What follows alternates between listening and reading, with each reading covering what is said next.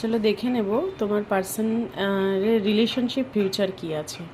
তুমি বা তোমার পার্সন যে সিচুয়েশনেই থাকো, তোমাদের রিলেশনশিপ কোন দিকে যেতে চলেছে, ইউনিভার্স কি বলছে, ইউনিভার্স গাইড করছে কি করে।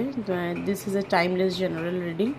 দেখে নেব তোমাদের রিলেশনশিপের ফিউচার কি আসছে। Please universe guide.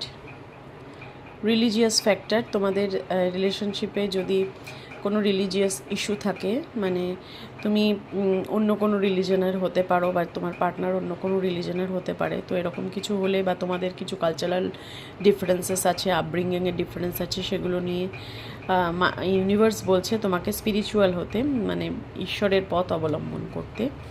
Next message দেখব কি আসছে। নেক্সট মেসেজ দেখব নিউ লাভ, নতুন পার্সন তোমার জীবনে আসতে চলেছে, বা যদি তোমরা পুরনো পার্সনের জন্য এই রিডিংটা দেখে থাকো তাহলে রোম্যান্টিক সাইকেল একটা বিগিন হতে চলেছে তোমাদের মধ্যে।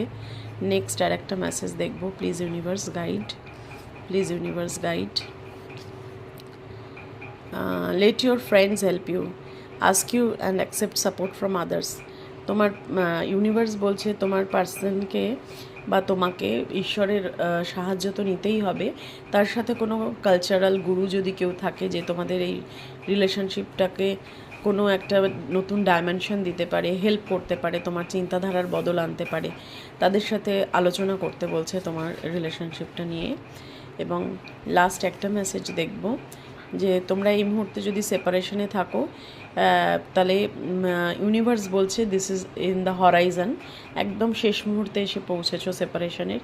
খুব শিগগিরই তোমাদের রিকনসিলেশন হবে, এই সেপারেশন পিরিয়ড কেটে যাবে। তো give thank you to universe, কারণ তোমাদের একটা নতুন লাভ লাইফে আসছে, নতুন লাভ সাইকেল বিগিন হচ্ছে, নিউ রোম্যান্টিক সাইকেল বিগিন হচ্ছে। Give thank you to universe.